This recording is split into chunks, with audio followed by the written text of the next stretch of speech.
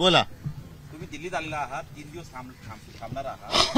काही कालपासून भेटी झालेल्या आहे. कुठल्या कुठल्या विषयावरती भेटी झाली काय? आता तुमच्याशी पण झालेली आहे, त्याच्यामुळे तुमच्याबरोबर काय चर्चा झाली ती तुम्ही पण आता आपण बोलणार आहोत अधिकृत. साहजिकच आहे, लोकसभा निवडणुकीनंतर मी दिल्लीमध्ये आलेलो नव्हतो, त्याच्यामुळे माझे खासदार तर मला घरी येऊन भेटतच असतात. त्यांना देखील मला इथे येऊन भेटायचं होतं. लोकसभा निवडणुकीनंतर इंडिया आघाडीची अधिकृत बैठक झालेली नाही. मी असं ठरवलं की अधिवेशन सुरू आहे, सर्व पक्षांचे प्रमुख नेते इंडिया आघाडीतले इथे आहेत, जसजसं जमेल तसतसं सर्वांना भेटावं. लोकसभेच्या निवडणुकीच्या निकालाच्या पार्श्वभूमीवरती पुढे आपण आणखीन कसं जाऊ शकतो त्याच्यावरती एक साधक बाधक चर्चा करावी. येत्या काही दिवसांमध्ये महाराष्ट्राची पण निवडणूक होणार आहे, अन्य 2-3 राज्यांच्या पण निवडणुका होणार आहेत. तर त्याही बाबतीत एक इंडिया आघाडी म्हणून एकसंधपणाने आपण लढायला पाहिजे आणि मग एकमेकांचं सहकार्य आपण कसं घेऊ शकतो याच्यावरती सुद्धा एक चर्चा होण्याची आवश्यकता आहे असं मला वाटलं. तुम्ही दिल्लीत आलेला आहात, बांगलादेशमध्ये त्यानंतर पंतप्रधान शेख हसीना या अजूनही दिल्लीमध्ये नाही, त्यांच्या भेटीची काही मी ठरवलेली नाही वेळ. तशी परिस्थिती देशात उद्भवली तर काय वाटतं तुम्हाला? उद्भवावी असं तुम्हाला वाटतं का? एकच आहे की जगभर आपण पाहिलं तर बऱ्याच ठिकाणी आता जनतेचा संयम तुटत चाललेला आहे. मध्ये इस्रायलच्या बातम्या येत होत्या, पुढे त्यांच्या बातम्या काय झाल्या कल्पना नाही, पण इस्रायलमध्ये सुद्धा लाखो लोक रस्त्यावरती उतरले होते आणि बातम्या अशा होत्या की तिथल्या पंतप्रधानांना तर घराबाहेर पडता येत नव्हतं. आता बांगलादेशमध्ये तशी परिस्थिती झाली, मध्ये लंकेमध्ये झाली.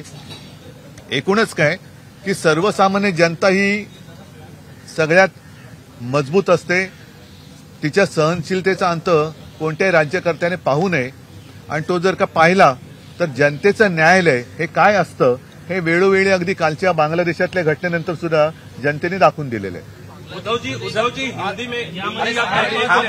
एक मराठी का पूरा कर मराठी का पूरा कर 2 मिनट हिंदी में बात जरूर करूंगा, मराठी का पूरा करतो.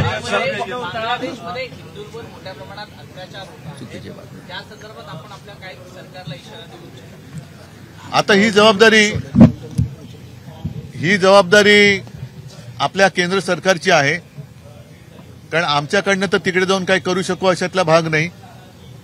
जर बांगलादेशमध्ये हिंदूंवरती अत्याचार होत असतील अशा जर का बातम्या येत असतील आणि ते जर खऱ्या असतील तर ताबडतोबीने आता अधिवेशन सुरू आहे. काल परवाकडेच एक सर्वपक्षीय बैठक पंतप्रधान नव्हतेच पण गृहमंत्र्यांनी बोलवली होती. ती नुसती माहिती देण्यासाठी होती का? कारण नुसत्या माहिती तर आम्ही तुमच्या माध्यमातून बघतोय, त्याच्यात ती माहिती पुन्हा नुसती देण्यात आली असेल तर त्या बैठकीला काही अर्थ नव्हता. आपल्याकडे सुद्धा मणिपूरमध्ये अजून तसंच पेटलेलंच आहे, काश्मीरमध्ये सुद्धा हिंदूंच्या हत्या होत आहेत आणि आता बांगलादेशात जर मोठ्या प्रमाणावरती होत असतील तर केंद्र सरकारने ताबडतोब पावलं उचलून तिथल्या हिंदूंचं रक्षण केलं पाहिजे. ही जबाबदारी पूर्णतः आपल्या केंद्र सरकारची आहे. कारण जर शेख हसीनांना तुम्ही इकडे आश्रय देत असाल तर बांगलादेशमधल्या या हिंदूंची रक्षा करण्याची जबाबदारी तुमचीच आहे. आज तुम्हाला पवारसाहेब भेटतायत दिल्लीमध्ये. यापूर्वी त्यांनी एकाच महिन्यात 2 वेळा मुख्यमंत्र्यांची भेट घेतली आणि त्यानंतर आज तुमची आणि पवारसाहेबांची भेट. त्या बैठकीला अदानींचे काही अधिकारी देखील उपस्थित होते. आता त्या बैठकीत मी तर नव्हतो, त्याच्यामुळे त्या बैठकीबद्दल स्वतः पवारसाहेबच आपल्याशी बोलू शकतील. पण पवारसाहेबांनी भूमिका स्पष्ट करावी, धारावी संदर्भातली आपली मागणी असेल साहेब. बघा, कोणाची भूमिका काय असावी त्याच्यापेक्षा माझी भूमिका स्पष्ट आहे. मी धारावीच्या विकासाआड आलेलो नाही. धारावीकरांना तिथल्या तिथेच घर हे मिळालंच पाहिजे ही आमची आग्रहाची मागणी आहे. आणि धारावीतल्या लोकांना अपात्र ठरवून मुंबईमध्ये एका धारावीच्या 20 धाराव्या करण्याचा डाव जो आत्ताचं जे मिंदे सरकार करत आहे आणि त्याच्या अदानींच्या मार्फत करत आहे तो आम्ही काही होऊ देणार नाही. मुंबईची विल्हेवाट आम्ही कोणी आला तरी त्याला लावू देणार नाही. मुंबईमध्ये एका धारावीच्या 20 धाराव्या आम्ही होऊ देणार नाही. परत एकदा सांगतो, जे धारावीकर आहेत त्यांना तिथल्या तिथे घर हे मिळालंच पाहिजे. आणि एवढंच नव्हे तर धारावीकरांच्या घरामध्ये रोजगार आहेत, प्रत्येकाचे काही ना काहीतरी व्यवसाय आहेत, त्या व्यवसायाची सुद्धा एक सोय ही त्या योजनेमध्ये असायलाच पाहिजे. मुळामध्ये धारावीचा आराखडाच अजून झालेला नाहीये, तो जनतेसमोर आलेला नाहीये. त्याच्यामुळे मला अशी भीती वाटते की तिथल्या धारावीकरांना हे मिठागरात फेकणार दहिसर टोल नाका, मुलुंड टोल नाका, कुर्ला मदर डेअरी, अन्य 20 जागा या टेंडरमध्ये नव्हत्या आणि तशी कोणत्याही विकासकाला अशी मुभा देण्यात आलेली नाही आणि देता येणार नाही. तिथला टीडीआर काढला गेलाय. तो टीडीआर मुंबईवर वापरण्याची जबाबदारी अधिकार त्यांना देण्यात आलेले आहे. हे सर्वथा गैर आहे. त्याच्यामुळे ह्या काही गैर गोष्टी आहेत त्या आम्ही मुंबईत होऊ देणार नाही. बाकी कोणाची काय भूमिका असेल तो याचा त्याचा प्रश्न आहे, पण शिवसेना मुंबईची विल्हेवाट कोणालाही लावू देणार नाही. जे आमदार आपल्याला सोडून गेले, जे नेते सोडून गेले, त्यांच्यासाठी अजून काही जागा आहे का? पत्तीचे दोर कापलेले आहेत की बरं, त्यातले काही तिथेच राहून मदत करणार असतील तर काय प्रॉब्लेम आहे? करणार आहेत का कोण? नाही, मी असेच एक एक शक्यता बघतोय. मी असं काय होणार असं नाही बोलत आहे. बोलिए, आप बोलिए. सर पहली बार लोकसभा चुनाव में आप ऐसे थोड़े सामने आइए ना. सामने आइए, सामने एक आइए. मिनट आता थोड़ा आप होने दो, हिंदी होने दो. लोकसभा चुनाव में मोदी जी आपकी पार्टी की नहीं जरा प्लीज. आपकी पार्टी का परफॉर्मेंस बहुत अच्छा रहा. पहली बार आप दिल्ली आए हैं लोकसभा चुनाव में जीत के बाद. यहाँ कार्यक्रम क्या रहेगा और बांग्लादेश में जो हालात हैं वहाँ अल्पसंख्यक हिंदुओं पे अत्याचार हो रहा है, क्योंकि आपकी पार्टी बहुत हिंदुओं की बात बिल्कुल करती है. तो कैसे आप देखते हैं, क्या मांग सरकार से करते हैं? मैंने जैसे अभी कहा कि बांग्लादेश में हिंदुओं के ऊपर जो अत्याचार हो रहे हैं तो उनकी रक्षा करने की जिम्मेदारी अपने केंद्र सरकार की है, मोदी जी की है.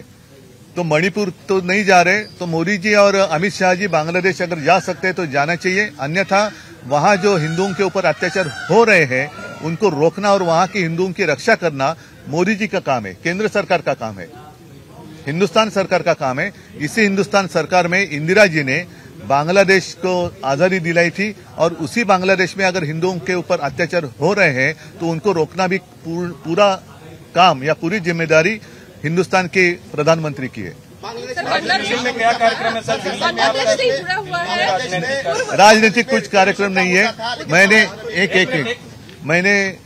मैं लोकसभा चुनाव के बाद दिल्ली में आया हूं और चुनाव के बाद इंडिया आघाड़ी की मीटिंग हुई नहीं है, तो मैंने सोचा सदन चल रहा है, सत्र शुरू है, तो हो सके तो सारे लोगों के साथ मिले, बात करें, आगे कैसे जाना चाहिए इसके ऊपर एक विचार विमर्श होने की जरूरत थी और मैं जितने लोगों को मिल सकता हूं कल तक मिलूंगा. बांग्लादेश की बात आप बार-बार कर रहे हैं. इसके बाद की आपके सामने की होगी महाराष्ट्र के विधानसभा चुनावों की.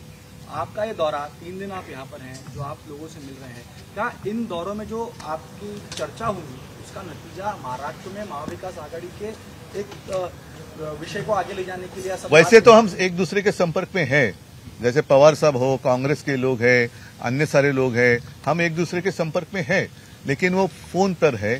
पवार साहब और खैर तो हम महाराष्ट्र के लोग तो मिलते जुलते रहते हैं, लेकिन यहाँ अभी अखिलेश आए हैं, राहुल जी हैं, बाकी हमारे अन्य पार्टी के नेता हैं, ममता दीदी तो बीच में घर ही आई थी, तो हम एक दूसरे के संपर्क में हैं, जरूर है, लेकिन एक बैठकर जो बात होती है और जरूरी नहीं कि हर समय पर राजनीति की बात करें, कुछ अपनी बात भी होती है कि अरे कैसे चल रहा है, क्या चल रहा है, तो एक अपनापन होता है उसमें, तो इसीलिए मैं यहाँ.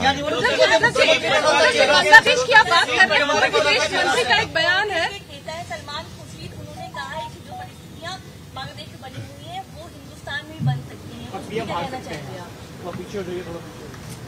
बांग्लादेश में जो कुछ घटना हुई है उसका उन्हीं की भाषा में मतलब ये एक रहते 2-3 शब्द है, एक नरेटिव होता है, एक मैसेज होता है, तो वो मैसेज पूरे दुनिया में गया है. और जैसे इजराइल में कुछ हो रहा है, ऐसे बीच में बातें खबरें आ रही थी, वहां के प्रधानमंत्री को तो घर के बाहर निकलना मुश्किल हुआ था. भारी संख्या में वहां की जनता रास्ते पर सड़क पर उतर कर आई थी.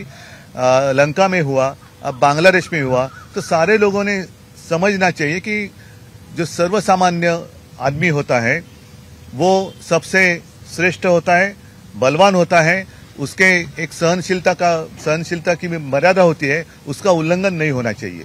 और जनता का न्यायालय वो सर्वोच्च होता है, तो जनता का न्यायालय का फैसला बांग्लादेश में हुआ है. एक जुड़ा हुआ सवाल है कि अगर ऐसी स्थिति जिस तरह से आप कह रहे हैं, बेरोजगारी है, युवा अस्वस्थ है, अगर ऐसी स्थिति भारत में पैदा होती है तो उस वक्त क्या हो सकता है, आपका क्या स्टैंड है? नहीं, पहले तो ये प्रश्न जो आप हमें पूछ रहे हैं, तो आपके मन में आशंका क्यों आई कि ऐसी स्थिति हिंदुस्तान में हो सकती है? तो नहीं, मैंने कहा पूरे दुनिया में एक मैसेज गया है. और ये अगर बांग्लादेश में बात हुई है, हमारे पड़ोसी है, पाकिस्तान जिस हालात में हम तो देख ही रहे हैं, लंका में क्या हुआ, इजराइल में क्या हुआ, इजराइल में क्या हो रहा है, अन्य सारे देशों में क्या हो सकता है, तो ये तो कहीं भी कभी भी हो सकता है। और इसलिए मैं कहता हूं कि जो भी सत्ता में बैठे लोग हैं उन्होंने इस मर्यादा का हमेशा ख्याल रखना चाहिए कि जनता सर्वोच्च होती है और जनता का न्यायालय सर्वोच्च होता है, तो उनका फैसला बहुत ही गंभीर होता है। सर बांग्लादेश में सर बांग्लादेश में रिजर्वेशन का मुद्दा रहा है। रिजर्वेशन का प्रॉब्लम हो गया सुप्रीम कोर्ट के डिसीजन की वजह से बांग्लादेश में प्रॉब्लम हो गया, मणिपुर में यही हालत हो गई, महाराष्ट्र में भी रिजर्वेशन का सवाल खड़ा हो गया। रिजर्वेशन के ऊपर आगे जाके देश में ऐसी अराजक की परिस्थितियां उत्पन्न हो सकती है। देखो, मैं परिस्थिति उत्पन्न हो सकती है या नहीं हो सकती इसके ऊपर कोई भाष्य अभी करना नहीं चाहूंगा, लेकिन अगर हम सब चाहते हैं कि ऐसी परिस्थिति यहाँ निर्माण नहीं होनी चाहिए तो समय में उसके ऊपर कुछ न कुछ फैसला लेने की आवश्यकता है और सारे लोगों के साथ बातचीत कर ये फैसला संसद में ही हो सकता है, तो संसद में होना चाहिए और समय में होगा तो ऐसी स्थिति अपने देश में नहीं होगी। सोनिया गांधी, राहुल गांधी यांची आपण भेट घेणार आहात आणि काय त्यातून अरे पण मला भेटू तर द्या। सर आप दिल्ली में हैं, मुझे मिलने दिनेश फोगाट ने जो परफॉर्मेंस दिया है दिल्ली में ही, दिनेश फोगाट के खिलाफ, रेस्टर्स के खिलाफ जो चीजें हुई उसको देखने के बाद आज की स्थिति और आज देश का नाम वो ऊंचा कर रही है, देशद्रोही तो उन्हें कहा गया था, उनके खिलाफ कार्रवाई की गई थी इसी दिल्ली से। नहीं, एक तो पहले विनेश के ऊपर हमें गर्व होना चाहिए और मुझे तो है, और जो बात अभी आपने जो सवाल किया यही बात बांग्लादेश में हुई थी। जो आंदोलन करने वाले थे उनको आतंकवादी कहा गया था और मैंने तो सुना कि उनको रजाकार कहा गया। फिर यहाँ भी जो किसान आए थे उनको आतंकवादी कहा गया। विनेश फोगाट जो अपने न्याय के लिए कुछ आंदोलन कर रही थी उनको भी आतंकवादी कहा गया ना, जैसे आपने कहा। तो यही मैं कहता हूं कि ये एक इशारा है, बांग्लादेश की जो स्थिति हुई है बांग्लादेश में एक इशारा है सबके लिए, और सभी लोगों ने समझना चाहिए कि ऐसे भगवान के ऊपर कोई नहीं है, हम तो इंसान है। आणि मराठीमध्ये एक म्हण आहे, देव देतं आणि कर्म नेतं. हे प्रत्येकाचं कर्म असतं, ते ठरवत असतं त्याचं भविष्य. तर देवाने दिले, आपण देवापेक्षा मोठं स्वतःला समजू नये, हाच यातला इशारा आहे. आरक्षणाची गरजच नाही. ठीक है, तो त्यांचा विचार त्यांना विचारा तुम्ही. एक सवाल ये है कि पिछले बार 2019 में हमने देखा था कि मुख्यमंत्री पद को लेकर, और आप जब मुख्यमंत्री बने तो कई बार आपके साथियों ने भी कहा कि आपने बहुत शानदार काम किया है, तो अगर इस बार मौका मिलता है तो आप होना चाहेंगे? आपको लगता है कि क्योंकि आपकी इच्छा तो थी नहीं, पर इस बार इच्छा है क्या महाराष्ट्र को देखते? नहीं, पहले मुझे बताइए कि शानदार काम किया है, किसने कहा? कई आपके साथियों ने कई बार। तो उन्हीं को पूछो क्या मैं दोबारा उनको चाहिए या नहीं चाहिए? आपकी इच्छा रहेगी? नहीं, जब मैं मुख्यमंत्री बना तो मेरे सपने में भी नहीं था मैं कभी मुख्यमंत्री बनूं, ना कभी बनना चाहता था, लेकिन जिम्मेदारी से भागने वाला मैं नहीं हूं और इसलिए जिम्मेदारी आई, मैंने मेरी ओर से निभाने की कोशिश की। अगर मेरे साथी कहते कि उन्होंने शानदार काम किया है तो उन्हीं को पूछो मैं चाहिए या नहीं चाहिए, ये लोग तय करेंगे. अरे थांबा ना, पहिला आता बरेच दिवसांनंतर दिल्लीत आलेलो आहे, त्याच्यामुळे जरा सगळ्यांची नहीं हिंदी में नहीं, पहले सगळ्यांची मुलाकात तो होने दो. मेरे जो साथी जिन्होंने कहा था कि मैंने शानदार काम किया है, तो अभी उन्हीं की राय ले लो. सरकार मानी जाती है, लेकिन बांग्लादेश में अभी तक 100 से ज्यादा हिंदुओं पर अत्याचार हुए हैं. क्या आपको लगता है कि ये सरकार पूरी तरह से फेल है हिंदुओं की रक्षा करने के लिए? नहीं, जो भी आकर मुझे औरंगजेब फैन क्लब का अध्यक्ष बोल रहे हैं, उनको क्या कहना था तो मैंने कहा, तो उनमें अगर हिम्मत है तो जाकर बांग्लादेश में हिंदुओं के ऊपर जो हो रहे अत्याचार उनको रोक कर दिखाओ. उद्धव जी, एक विषय मुंबई महाराष्ट्र, उनकी ओर से कोई प्रतिक्रिया तो आई नहीं उसके ऊपर. आप हमसे प्रतिक्रिया पूछ रहे हैं तो हमने तो कह दिया, लेकिन प्रधानमंत्री जी की प्रतिक्रिया क्या है? कल जब मीटिंग हुई थी ऑल पार्टी, तो प्रधानमंत्री थे क्या? लेकिन रूस प्रधानमंत्री नहीं थे. और संसद में जब स्टेटमेंट दिया गया तब भी प्रधानमंत्री थे नहीं थे? अगर थे तो उन्होंने कुछ प्रतिक्रिया दी है, नहीं दी है? लेकिन मोदी सरकार मोदी सरकार ने रूस यूक्रेन की वॉर रुकवा दी ना, तो यूक्रेन और रशिया की वॉर रुकवा सकते हैं. तो वो पापा को बोलो ना, वो पापा को बोलो कि पापा ये भी वॉर रुकवा दो. बांग्लादेश में हिंदुओं के ऊपर अत्याचार हो रहे, पापा अत्याचार रुकवा दिए पापा. विधानसभा में मिलने वाले हैं धारावी पुनर्विकास अदानीच्या माध्यमातून जो होतोय त्याला तुमचा विरोध आहे, काँग्रेसचा त्याला विरोध आहे. पंतप्रधानांचा मित्र म्हणून अनेकदा तुम्ही भूमिका मांडताना ही भूमिका व्यक्त केलेली आहे. अशा शरद पवार हे सुद्धा अदानींचे मित्र आहेत. गेल्या 10 दिवसात शरद पवारांच्या मुख्यमंत्री एकनाथ शिंदे यांच्याशी 2 वेळाच बैठका झालेल्या आहेत आणि असं म्हटलं जाते की या बैठकीवेळेस अदानी समूहाचे अधिकारीही उपस्थित आहेत. तर अशा वेळेस महाविकास आघाडी 2 पक्ष अदानींना विरोध करत आहेत, तर दुसऱ्या बाजूला पवार हे अदानींच्या बाजूने असल्याचं याच्यावरती माझी भूमिका स्पष्ट आहे, शिवसेनेची भूमिका स्पष्ट आहे. अदानी कोणाचे मित्र, अदानी कोणाचे शत्रू, अदानी काय माझे शत्रू नाहीयेत, पण जो मुंबईचा शत्रू तो माझा शत्रू. त्याच्यामुळे जो कोणी मुंबईची विल्हेवाट लावायला येत असेल त्याला मी मुंबईची विल्हेवाट लावू देणार नाही. तो कोणाचाही मित्र असू दे, कोणाचाही शत्रू असू दे, जो मुंबईचा शत्रू तो मुंबईकरांचा शत्रू. आणि मला नाही वाटत पवार साहेब सुद्धा मुंबईची वाट लावायला देतील.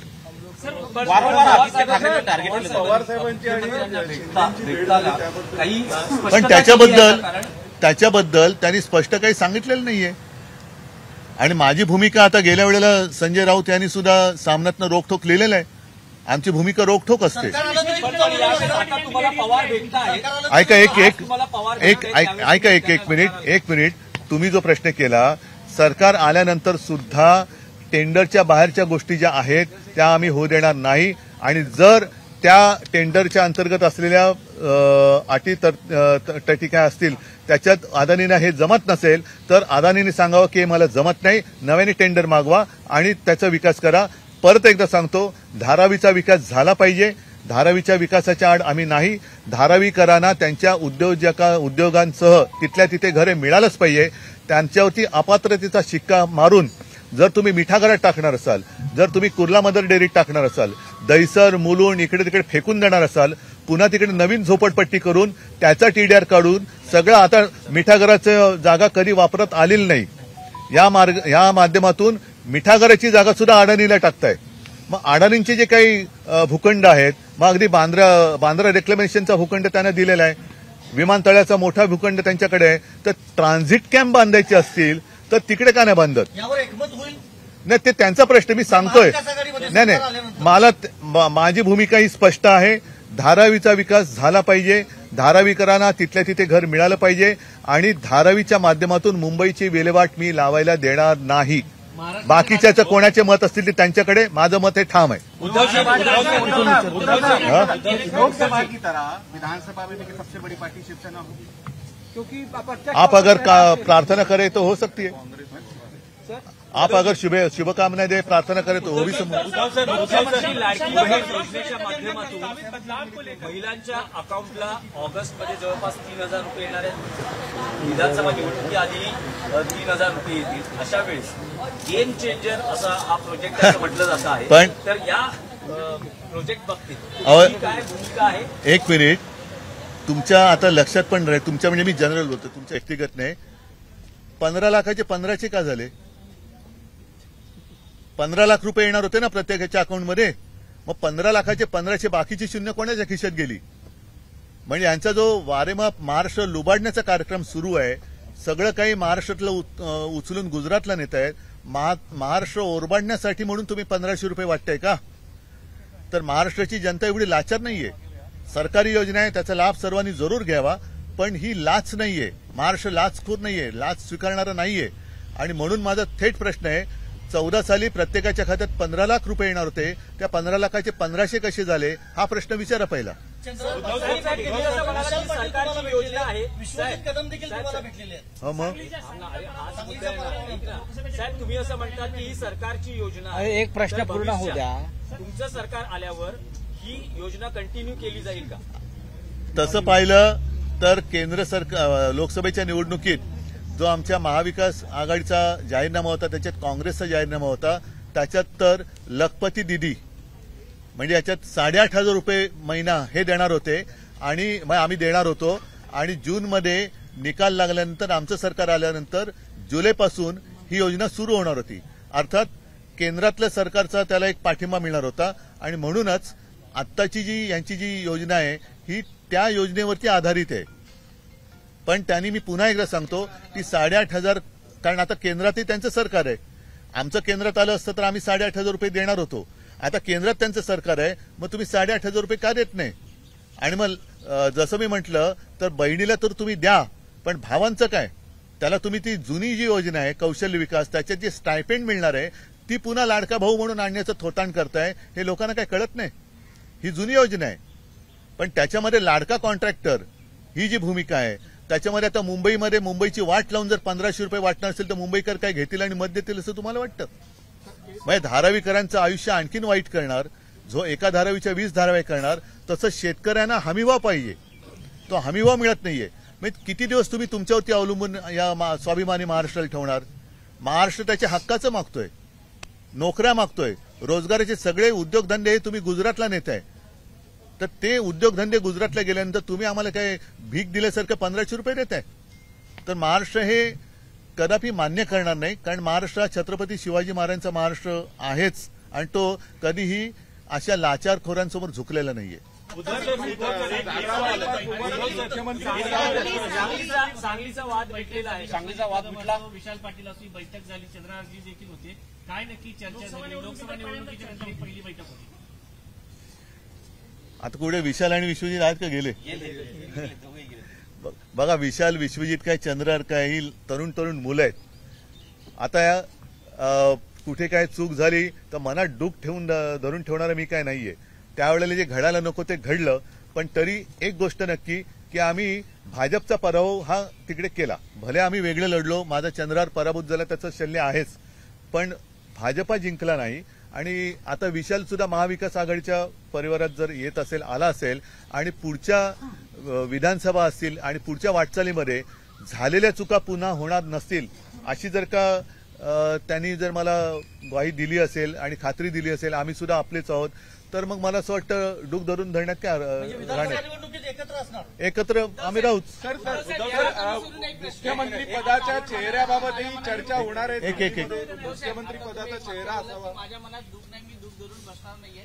तर हे वाक्य तुमच्या जे गेलेले 40 लागू होईल. हा प्रश्न मला अपेक्षित होताच. त्यांनी बघा, विशाल पाटील आणि विश्वजित काय माझ्या पक्ष फोडला नाही. त्यांनी ह्या गद्दाराने माझा पक्ष नुसता फोडला नाही तर चोरला संपवण्याचा प्रयत्न करताय. आणि त्याहीपेक्षा महाराष्ट्र जे लुटतायत त्यांच्या चरणी त्यांनी तो वाहून टाकलाय, तर त्यांना क्षमा नाही. पक्ष म्हणून निर्णय घेतला जाईल. मी वैयक्तिक नाही घेणार, पण पक्ष म्हणून निर्णय घेतला जाईल. जर पक्षाने म्हटलं शिवसेनेने नाही त्यांच्या आमदारांच्या हा, पण तर असं काही होऊ शकतं का की जर एक विधानसभा निवडणुकीच्या काळात जर बरं, त्याच्याबद्दल मी काय म्हटलं, काही जण अशी असतील की ते तिथे राहून मला मदत करतील. असे काही आहेत संपर्कात आहेत. सर तुम्ही मुख्यमंत्री पदाच्या चेहऱ्याबाबतही चर्चा करणार आहात का? ठहरे कई दिनों से कयास चल रहे हैं कि रस्साकशी इंटरनल चल रही है योगी सरकार और दिल्ली के बीच में. अखिलेश यादव कह रहे हैं कि डबल इंजन आपस में टकरा रहे हैं. आपको क्या लगता है, चूंकि वो इंडिया अलायंस का एक महत्वपूर्ण पार्ट है और संभवतः महाराष्ट्र विकास आघाड़ी का भी संभवतः पार्ट हो, यूपी की पॉलिटिक्स को लेकर आपका क्या अनुमान?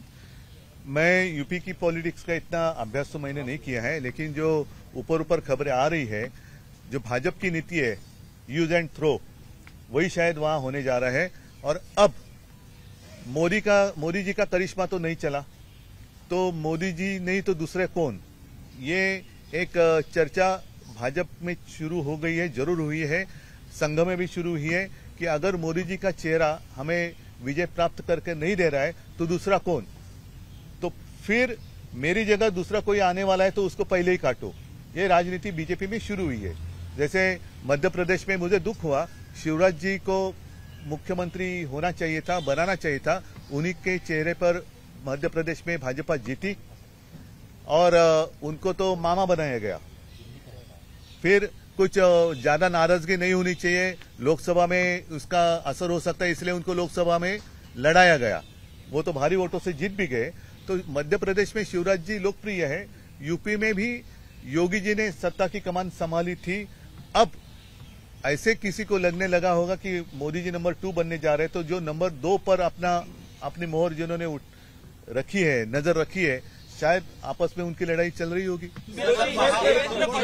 भाजपा अध्यक्षपदाच्या शर्यतीत आहेत असं म्हणतात. त्यांचंही नाव सध्या चर्चेत आहे भाजपचे अध्यक्ष म्हणून. माझ्या शुभेच्छा आहेत. चला एक मिनिट जरा हिंदी में मुख्यमंत्री पदाचा चेहरा कौन बोले महाराष्ट्र विधानसभा चुनाव से पहले क्या आप चाहेंगे कि महाराष्ट्र विकास आघाड़ी मुख्यमंत्री के पद के चेहरे के साथ चुनाव में जाए या फिर बिना चेहरे के जाए? क्योंकि महाराष्ट्र विकास आघाड़ी के दूसरे जो घटक दल है शिवसेना को अगर छोड़ दे तो उनकी तरफ से परस्पर विरोधी बयान आते रहे, होना चाहिए नहीं होना चाहिए, आपका क्या मत है? क्योंकि आपने अंतिम वक्त में महाराष्ट्र विकास आघाड़ी की कमान संभाली थी. हिंदी आणि मराठी सर. मैंने इसका उत्तर मराठी में दिया है. आपने जो कही थी बात कि जो मेरे साथी थे जब मैं मुख्यमंत्री था, उनका कहना है मैंने शानदार काम किया था, तो उनको पूछो. और चेहरा होना चाहिए तो सब साथ में मिलकर चेहरा बनाओ, मुझे कोई आपत्ति नहीं. सर तुम्ही दिल्लीत आलात, लेकिन चुनाव तो महाराष्ट्र के होने जा रहे हैं ना. सर दिल्लीत आलाय, तितक्या भेटीगाठी होत एक मिनिट त्यांचं हिंदी में होने दो ना. अरे हिंदी में होने दो ना पूरा. हाँ